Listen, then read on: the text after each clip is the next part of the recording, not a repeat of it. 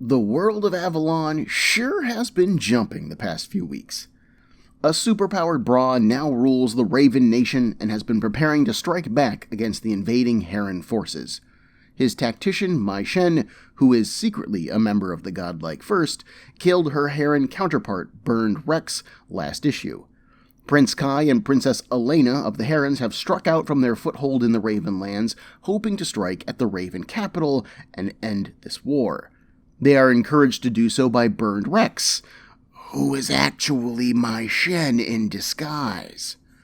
Having informed his family of his new priorities with the Underground, Ethan has been nursing a wounded heart. Ethan and Ashley stole a prototype submersible in order to search for the undersea city of Haven. They were attacked by a massive sea serpent, which destroyed their sub, but Ethan managed to drive it back and save their lives. Kissing, in order to share air, the pair were rescued by the swimmers, and were brought successfully to Haven. The rest of Ethan's crew has been left behind, including his old friend Skink, the bounty hunter Exeter, and new friend Nadia Thindi. While they were left behind because of space concerns, they have their own goal to work towards, and as issue 21 opens, we find them at work. A meeting is taking place in the woods. The moon is low in the sky, barely illuminating the forest. A large bonfire provides most of the light, backlighting Exeter. Skink and Nadia are nearby but silent as he speaks to a crowd of lesser races. They're of varied shapes and sizes, but they all listen with the same focus. Exeter tells his story, that he was a bounty hunter, but now he works for the Underground, and he's here tonight to offer these people hope. One of the crowd shouts that they had hope before! They had a sanctuary, but the Ravens burned it to the ground! Exeter knows. He was there, and the terrible tragedy of it forced him to look within and take stock of his own life. Sure, the lesser races could take the destruction of the sanctuary as a lesson in fear and remain as slaves. No one would blame them. That is, in fact, what the Ravens want to happen. Or they can be like Exeter, and use that destruction as a reason to look within and find the strength to defy them. Another person in the crowd shouts out, "Aye, Wilson!" Exeter tells the assembled that the lesser races have powerful allies in their quest. A prince of the Herons and a princess of the Ravens search for a new sanctuary even now. In time, they will have a home that is safe and free. For now, though, Exeter asks that these people spread this word of his, and be ready for the call. My name is Ben, and this is Comic Book Breakdown, episode 18.13, The Tide Turns.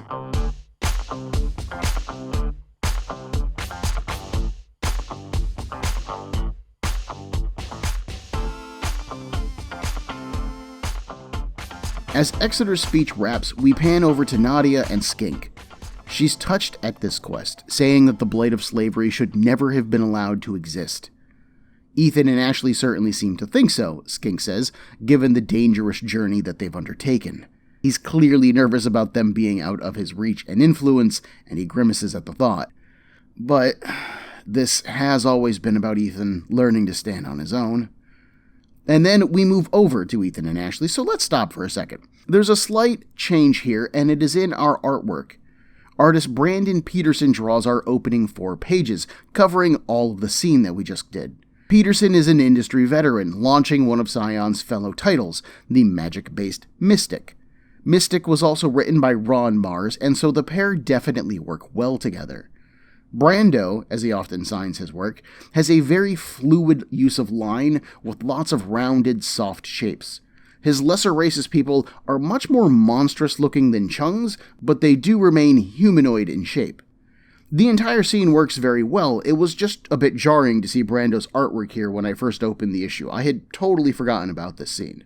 The rest of the scene plays out fairly standardly. This is a Ron Mars series recap hidden as a rousing speech right after the story thus far page. I like the idea of Exeter being a spokesperson for the Underground now, but I can't help but wonder what this looked like to a member of the lesser races. I mean, imagine hearing that there's a secret meeting for the Underground, and then you show up, and this big dude pulls down his hood, And it's the Boogeyman. It's the guy who is legendary for hunting down those of you who have run for freedom. That would certainly look like a trap to me. There had to be a lot of weak knees in that crowd when he first revealed himself.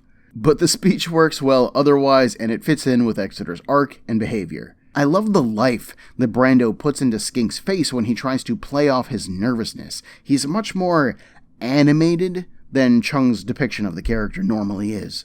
But don't fear, y'all. Cheung handles the art chores for this middle portion of the book. Under the Great Sea, Ethan and Ashley are led through the golden-domed bubbles of Haven. Ashley remains surprised and slightly lost as to what is going on, but Ethan just kind of accepts it.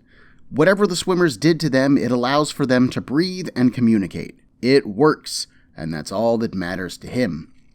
A squad of swimmers around them lead them into a specific dome, saying that they are to meet Haven's ruling council. As they enter the dome, they stop in stunned silence.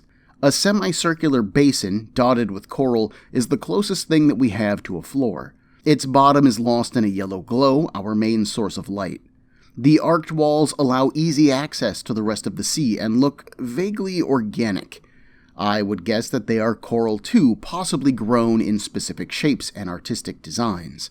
Dolphin-like humanoids, the swimmers, streak through the dome effortlessly, gliding through the water. Some sort of massive flatfish cuts through as well. 3 figures float before Ethan, and I'm going to have some trouble describing these figures. They have long, chunky, bulbous heads crested with a fin. 2 thin, boneless arms dangle from their shoulders, ending in a small, tentacle-like appendage. A large, flat fin is where their human legs should be. A series of ribbed wings, they're like butterfly wings, but made for underwater, flow from their backs. All 3 of them are translucent, although colored bioluminescence dance through them, highlighting their faces and body parts. They are 1 part beautiful, 1 part strange and alien. Ashley takes the scene in, amazed, and one of the council speaks. They recognize Ethan. Rarely do they have visitors from the surface, but he has been here before. They saved his life, and he repays them by killing their guardian. They're referring to the sea serpent that Ethan killed last issue. Ethan explains that they were only defending themselves, that they didn't know it was theirs, but he does end with an apology. They might not have known this, but they're still in the wrong. He then thanks them for the save and introduces himself and Ashley. He then gets down to business. They're here to ask a favor. Ethan and Ashley make their pitch. Since human society has turned its back on the lesser races, perhaps the lesser races can do the same. They would like Haven to become the new sanctuary for the underground. The council understands the plight of the surface lesser races. They, too, were originally made to be workers. But the ocean environment was too difficult for the surface dwellers to manage. In small numbers, the founders of Haven broke away and began to build this great city. They found ways to communicate with surface dwellers. They found ways to help them survive underwater. But they also don't want anything to do with the surface. They are safe and content and wish to remain so. In fact, why do 2 humans, from warring kingdoms no less, care about what happens to the lesser races? Ashley takes the lead on this one, and it is a perfect comic book response. It's because it's their responsibility. They've learned not to judge the lesser races by their appearance. They ask the council not to judge them based upon their humanity, or the kingdoms that they come from. Ethan steps back in, saying that they can't do this without their help. Please. The council sympathizes with their goals, but decline. Having judged that the council would grant their request because they're of the lesser races, Ethan is shocked by this refusal. They just want to give the lesser races the freedom and peace that they have here. Where else are they supposed to? The council tells him to hang on. They haven't forgotten that once their own people were shackled and enslaved. Their cause is just, and they would help if they could. They could, in time, build a new city and make it habitable for the surface dwellers. But they don't have the supplies that it would take to keep those refugees alive. Saving everyone would destroy Haven. They will help the underground however they can. But in this, they cannot help. They truly are sorry. Rooms have been prepared for them. They are welcome to stay as long as they like. When they're ready, they'll help them return to the service world. Ethan thanks them and they're escorted to their room. One whole wall of their room is a domed window held together with coral constructs. Their guide says that if they need anything from their vehicle, they would be happy to retrieve it. If they need anything else, just ask. Otherwise, the swimmers will leave them alone. The door closes, leaving Ethan and Ashley by themselves. Ethan immediately apologizes. He really thought that Haven was the answer. Clearly, he was being naive, though. He turns away from her, his head bowed. I'm sorry I failed you. Ashley touches his back. He has nothing to apologize for. They tried this, it didn't work, they'll find something else. She's actually more interested in, well, back on the sub, something was about to happen. And then she was drowning, and they kissed, and she knows that he did it to save her life, but was that the only reason that he did it? Ethan turns to face her, but he also looks away. He was not trying to take advantage of her. She has to believe him. He was caught up in the moment. He just wanted to save her. Just forgive him. Touching his cheek gently, Ashley explains that she isn't upset. They've known each other for long enough now that they should be honest with each other about their feelings. But they aren't. There's been something between them since the first time that they've met. Why are they both so scared to admit that they want to be together? They kiss. For reals this time. They stay pressed together, and Ethan says that he does care for her a lot, but their families, the war, can they ever truly be together? She presses her fingers against his lips and shushes him. Then she undoes the clasp for her cloak. Ashley told him before, all they have is each other. As their lips move close again, Ethan whispers, Are you sure this is what you want? They kiss again. Ashley starts tugging at his shirt, and it floats to the ground. As the two begin to make out, the camera pulls away from Haven and fades to black. I feel hot. Is anyone else hot? Let me just take a cold shower real quick. Can I go for a swim in the Great Sea? Just for a minute. I'll be back, y'all. I'll be back. Whew, refreshing. So other than Ethan and Ashley finally adding in a relationship to their Facebook status, we also see their proposal to Haven shot down. And I am relieved to say that I don't have a problem with any of this. The story is very straightforward, it moves pretty quickly but believably, and everyone sounds right. They sound like themselves. The design of the council is really something special about this issue. It's one of the neatest designs in the series. They look like they're hand-drawn, but they certainly don't look like they're inked at all. They look all digital, really. The translucent skin is a great touch. The colors shift and move throughout their scenes. They look like something that should be living undersea. During close-ups, you can even see, digitally drawn squiggle lines inside their bodies. It's just super neat. Compared to the rather heavily inked and solid-looking Ethan and Ashley, these beings just look so ephemeral and unreal. It is a super cool visual, and it's unlike anything that I've seen elsewhere in comic books.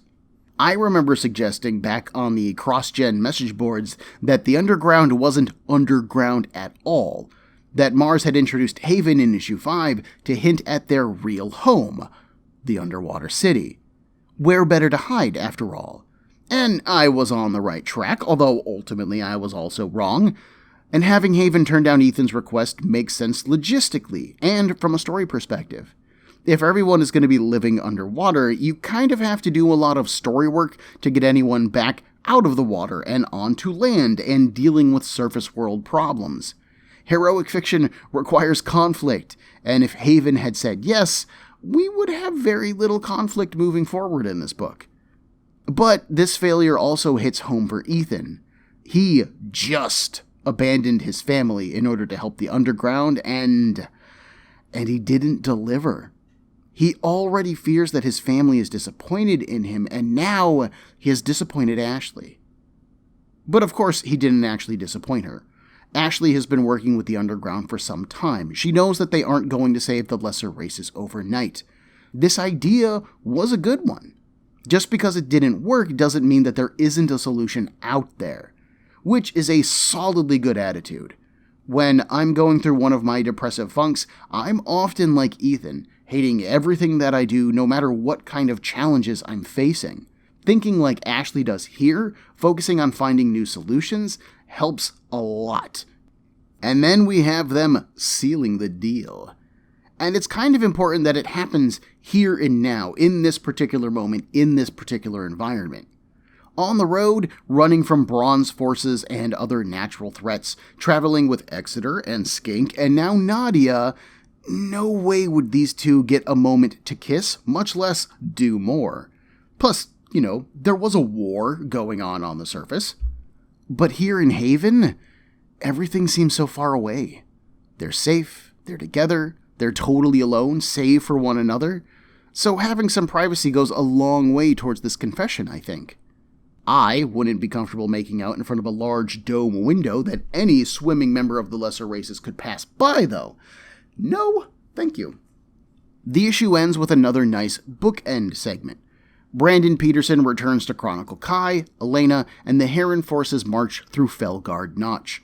The snowy Felgard Notch, actually, thanks to a quick storm overnight. Kai complains about the situation, questioning Rex's recommendation to do this.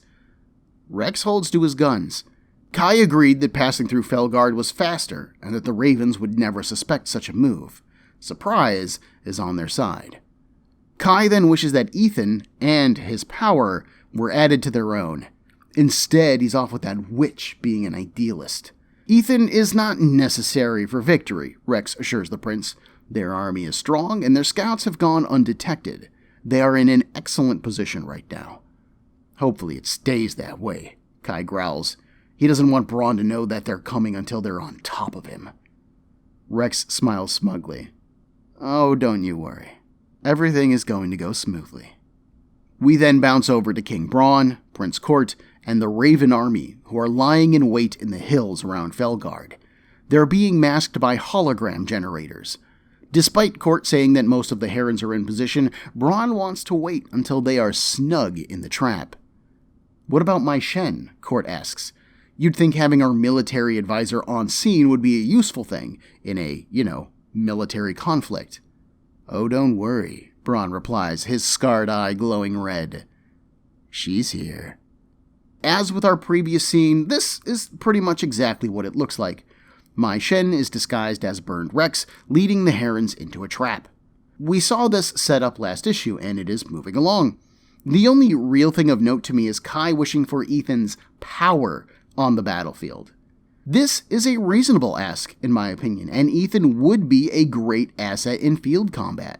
However, Kai should not know this, as Ethan's new combat skills have only been honed during this recent trip east, and Ethan did not tell his family about those powers, nor did he demonstrate them to them the last time they saw each other. So it is a bit off. It is totally easy to miss this continuity glitch because we, as the audience, are quite comfortable with Ethan's powers. We know what Ethan can do, and so we just mistakenly think that Kai knows what Ethan can do.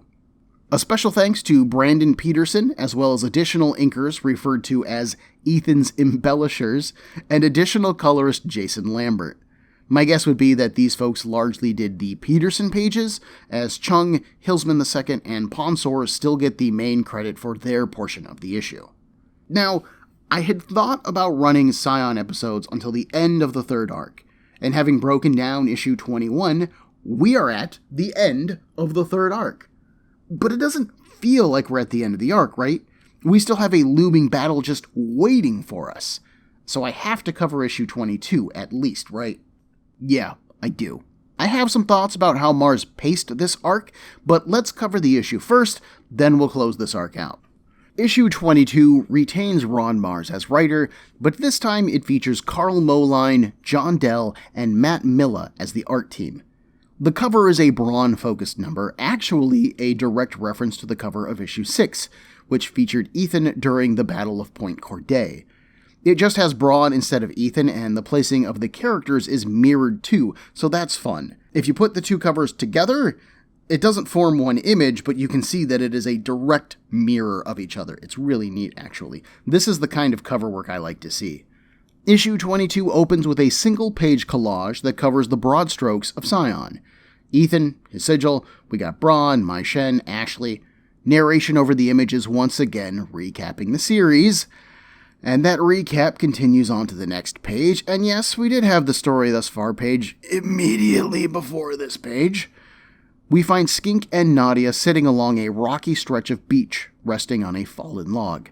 Skink continues the recap, catching Nadia up on everything that has happened to them so far. When he's finished, Nadia asks him about himself. He talks a lot about Ethan, but he says nothing about himself. Skink shrugs. There isn't much to say. He just tries to look after Ethan. She turns. Standing on a shallow, rocky outcrop in the waves is Exeter, his arms folded over his chest. What about him? Skink then recaps Exeter's journey, at least what we are aware of. If Ethan and Ashley are fighting for the freedom of the lesser races, Nadia begins, then why do you continue to serve Ethan, Skink? Skink looks down at the letter in his hands. He serves Ethan as a friend, because he wants to, not out of obligation. Ethan has always treated him like an equal. But what about her? Skink has noticed that she asks about all of them, but she has said little of herself. Nadia answers that she hails from a land far from this one. She had hoped to see what else Avalon offered, but all she's found so far is war. The invasion continues even now, Skink says. Ethan's siblings, Prince Kai and Princess Elena, are leading their forces further even at this moment. The battle that approaches could very well determine the outcome of the war, he says ominously. Cut to snowy mountains, the midday sun, and the Raven army charging down a slope to pounce on the Heron forces. In the lead, riding a red and black war lion, is King Bron, his sword glowing with red energy. As his lion pounces on two soldiers, Bron holds his sword up high and shouts, "No prisoners! When they leave the field today, he doesn't want to see a single Heron left alive." His blade flashes down, passing through a Heron soldier. Prince Court joins his brother, cheered by how well their ambush is going. Taking the Herons as they pass through the notch was brilliant. How did Bron know they would do it? Bron warns his brother not to celebrate too early. As for how he knew, it's enough that he did. Now he needs to find the Heron Royals. He knows that they're here somewhere, and they won't leave this battlefield alive. We see several odd Raven soldiers work their way through the Heron troops, eventually killing their flag bearer. Prince Kai scoops up the Heron flag and shouts for his forces to rally behind it. Beside him is Elena, cutting down another Raven soldier. "Where is Rex?" she asks angrily. "Where is anyone?" Kai responds. He curses himself for a fool for listening to Rex. Speaking of, Rex is nearby on his horse. The battle is turning to chaos, he reasons. They must flee and regroup. But regroup what? Kai's forces are scattered all throughout the Notch. There is no way that he can rally them. Rex accepts full responsibility for this ambush. Clearly, the Raven army learned of their plans. The fresh snow isn't helping matters either, he adds. Kai must call for a retreat. It's the only way. Then he pulls at the reins and turns his horse away. Kai starts to charge after him. Oh no! If they're gonna die today, then they are all gonna die today. But before he can close in on the fleeing tactician, a raven arrow sinks into Kai's shoulder. He falls back, and Elena runs to him. As she's trying to help him to his feet, a blast of energy shocks her. Unconscious, Elena falls to the snow, and Bron approaches. He is practically vibrating with crackling red energy. He had hoped to find at least one of the Heron whelps today, but look at this. Both of them. Once he's killed them, all that'll leave is the youngest, Ethan, and he has special plans for him and that traitor Ashley. Kai grits his teeth. That's funny, he says. I was hoping to find you too. They charge into each other and, even wounded, Kai manages to hold his own pretty well. Bron can't believe that he is even trying. Doesn't Kai see what he's become? He was already Ethan's better, and now he's more. What, you think you've somehow changed? Kai asks. You're still the same murdering filth that you've always been. You killed your own father and my brother. Kai snaps the shaft of the arrow off. What a badass. And you, Bron roars, charging in again. The fighting is relentless, although Bron does seem to have the upper hand. Eventually, he stuns Kai with a headbutt, knocks him to the ground, and shatters his sword. Bron flips his sword around, preparing to plunge it into Kai. I seem to have a habit of killing Heron princes, he gloats. I wouldn't worry about Heron princes, Kai says. And then a spearhead bursts through Bron's chest. Standing behind Bron is Princess Elena. Hell yeah. Bron looks down at the head of the spear. He chuckles once, and then he collapses. Elena immediately rushes over to Kai, asking if he's okay. As he forces himself up, he replies that he should be asking her that. His head is killing him, but only figuratively. He'll live. Unlike Bron, at least Artor can rest easily knowing that he's been avenged, Kai says. Elena's main concern right now is not joining their older brother. The Herons are managing some resistance, but it is clear which way this fight is going. They need to find what survivors they can, escape, and make their way to the coast. They won't find victory here today, but maybe they can salvage something. As they walk away from Bron's corpse, an actual raven, like the bird, lands on Bron's body. And then the prince and the princess are gone. The fighting continues as the sun falls back amongst the mountains. As the raven watches the fighting, it's suddenly disturbed by movement. Bron sits up, grabs the spear, and pulls it out. He screams in pain and is left panting by the experience, but he's alive. He'll survive this. Mai Shen approaches him. That looked like it hurt. Bron forces himself to stand. I was wondering when you would show yourself. He knows that she's been around. The battle is a victory at this point. Whatever Herons are left are increasingly interested in escaping alive more than fighting. Bron complains about failing to kill the royals, but Mai Shen shrugs it off. Bron is lucky to be alive right now, and the only reason that he is because of her and her power. So bide your time and heal. King Dane already lost one child to this war. Think of the risks that he'll take to get these two back. She figures that most of the Heron military forces will shift to recovering the children, and then they can draw them into one final conflict and crush them. Our opening scene rolled right into the war stuff, so I didn't have much of an opportunity to examining our opening. For the most part, it's your standard Ron Mars opening. We were going to get this kind of thing regardless. This scene is a perfect example of why this storytelling trope bothers me. We spent roughly 3 pages learning things that we not only already knew, but they're things that have been repeated ad nauseum in our last few issues. No swearing. Know this stuff. Spending the time to do this crap cuts down on the amount of time that we can actually spend learning about Nadia, and we're finally getting information out of her. I want that stuff. Where is she from? Why is she here? How does she feel about our various cast members? What does she want? Let's dig into that stuff. So seeing Mars start that process a little bit here is great, but flooping hell is it taking us a long time to get here.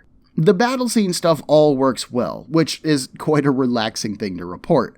The combat flows well, the characters sound right, there's some really great scene transitions, like you move from a Raven soldier killing a Heron soldier, then you see another Raven soldier who is in the background fighting another Heron soldier, which transitions you to the flag bearer getting killed, and then with our focus on the flag, Kai picks the flag up, and our attention successfully switches from the Raven army and Bron, swoop, over to the Heron army and Prince Kai and Princess Elena. That stuff's super neat and really well done.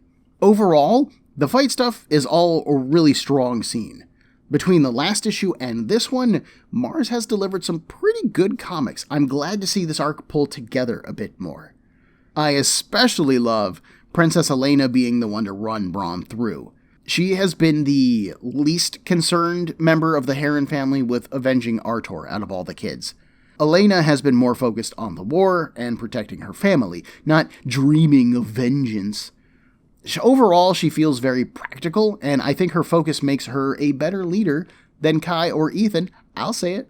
I would like to say that Bron surviving his wound is shocking, but we've been shown that his abilities are at least on par with Ethan up to this point. And Ethan survived being run through when Bron did it to him, so it makes perfect sense that Bron could survive something like that too. I am a bit surprised that he didn't use more energy effects while he was fighting, but I suppose that Bron does like the hands-on approach. I do wish that Kai and Bron's fight maybe mentioned their previous combat, though. We were told back in issue 1 that Bron bested Artor and Kai in the tournament, so they have fought before, and Kai lost his match. So a nod to that would have been appreciated, but it's not like putting it in would change anything here. The fight scene still works really well. Kai and Elena on the run could be fun too. It was one thing for Ethan and Skink to sneak through the wilderness on their own. It would be another thing for the siblings and whatever forces they could salvage from the battlefield. That could be a really fun dynamic and give a new flair to the book moving forward. I'm also wondering if we'll see Mai Shen continue in her double agent role as Burned Rex again. That's something that could also be interesting, especially if she goes and visits Dane before he is able to get his children. That could lead to some really interesting consequences. With night having fallen, we move back to the beach where this issue opened. Our party has made a fire, but they're still waiting. Exeter is even still standing out on the rocks.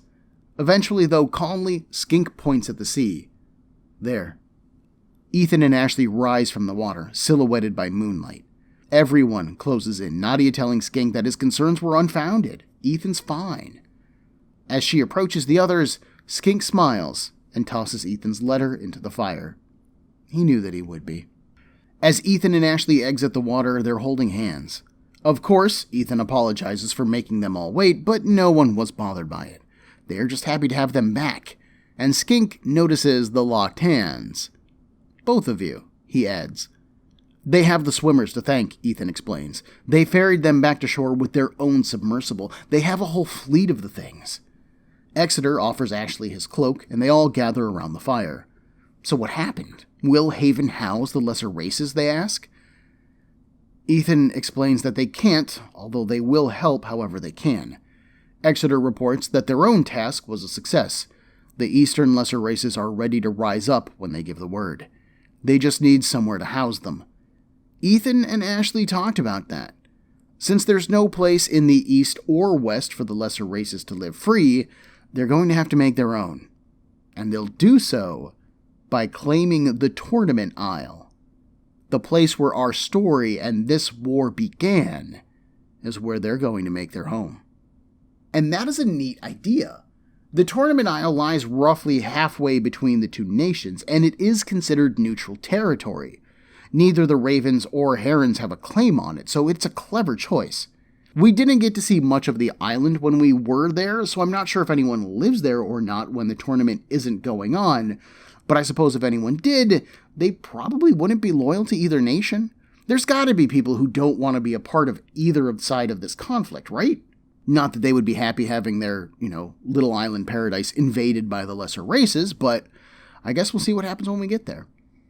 I mentioned that we had a different art team for this issue, and I haven't commented much on it yet. Penciler Carl Moline was new to me at the time of publication, having only really gotten notice for his spin-off of Buffy the Vampire Slayer called Frey, written by Joss Whedon. I've never been interested in Buffy, so I skipped that particular comic, but Moline has a much darker art style than Cheung. They're both fairly animated, but Moline's art definitely has more inking and shadows going on in it. The inking by John Dell is fairly thick, which makes some of the faces or figures look a bit chunky or mashed potato-y.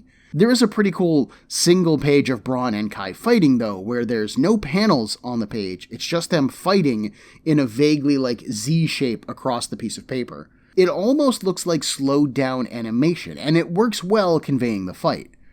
Compared to Cheung, personally, I don't think that Moline holds a candle, at least not here.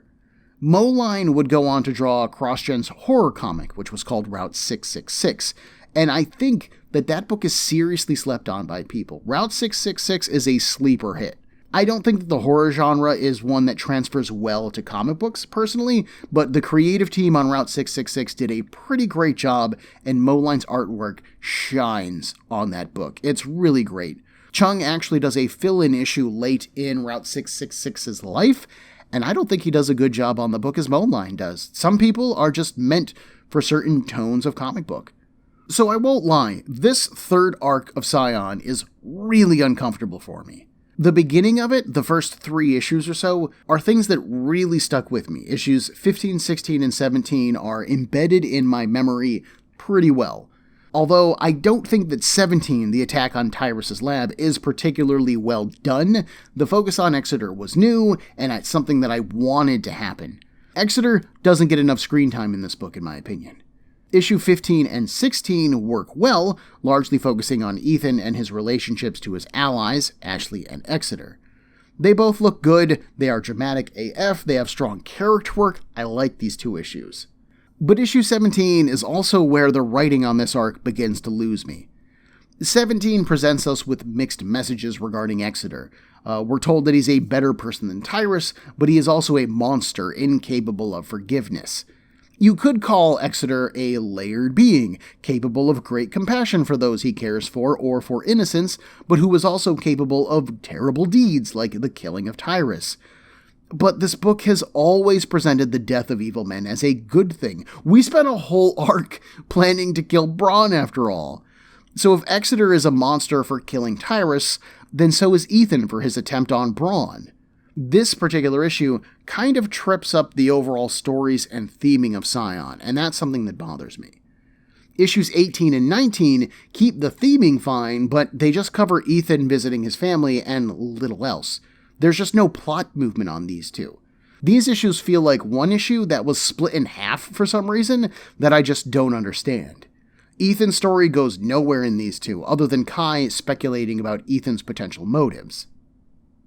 Oh, and my killing burned Rex, I guess. And then we have issues 20 and 21, which gets us to Haven, gets us rejected, but also cements Ethan and Ashley as a couple. And then bonus issue 22 sets our cast on their new quest, the taking of the Tournament Isle and the Heron's defeat by Bron. So this arc is all over the place in terms of story content. It is the least focused arc that we have seen so far. I want to argue that issue 15 sets up Ethan's new journey as being one of self-reflection, which should culminate in him joining the Underground. But we got to that point halfway through the arc. There is a big battle building in the background of this arc, but when it happens, Ethan is nowhere to be seen, and it's not like it ends the war or does anything. We are still at a place where both sides want to kill the other, and they are still working towards that goal. Neither Kai or Elena grow or change in this fight, and it doesn't impact on the Underground situation at all. Issue 22 feels totally disconnected from our main emotional journey, which is with Ethan, and that's very frustrating. But I'm also looking at this a lot from a plot perspective, and what if that wasn't the goal? What if Mars's goal was an emotional one? I'm referring, of course, to Ethan and Ashley making it serious. Because if that is the main plot of the third arc, then I think the issue-by-issue plays work well. The 2 of them spend the whole arc kind of forced together initially, but as they work together and learn about each other, they begin to open up, and they start to relax a little bit. The walls start to come down, and it's all quiet touches, and abandoning your family, finally culminating in the trip to Haven. A part of me wants to complain that they coupled together after only an arc together, because that feels really fast, but it has also been 6 months of comic books, who knows how many days of them traveling together, and of course, a whole lot of trauma bonding through combat. And, let's be honest, the audience has been wanting this to happen anyway, so there is another part of them that saw them kiss and went, "Oh, finally." Do I think that if we looked at it from that perspective, that would save this arc? For me, no, not really. If this arc was supposed to be all about Ethan and Ashley bonding and finally becoming a couple, then honestly, I want to see Exeter, Kai, and Elena's stuff less. I don't want to meet Nadia at all, the living third wheel. She impacts on nothing here. She adds nothing here. She doesn't even add a potential option for Ethan other than Ashley. It would be one thing if he rescued Nadia and then she threw herself at him like some kind of fantasy comic book trope, and he was like, look, I'm not in a relationship, but I kind of feel like maybe I want to be in a relationship, but not with you. And then she was like, oh, are you into Ashley? And then Ethan has to be like,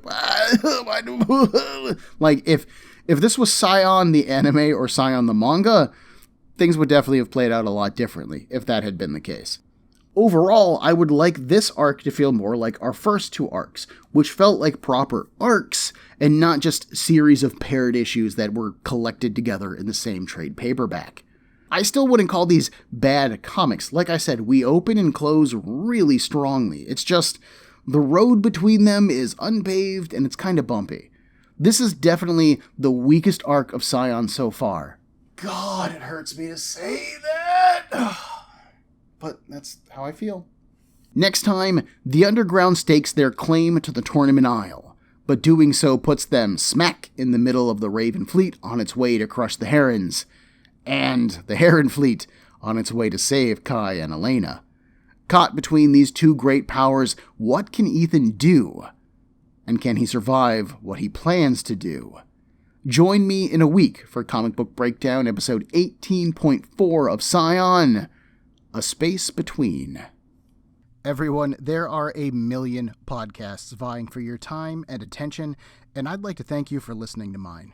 If you would like to get in touch with me, to share a concern, request a series, compliment me, berate me, whatever you like, send me an email at cbbreakdown@gmail.com.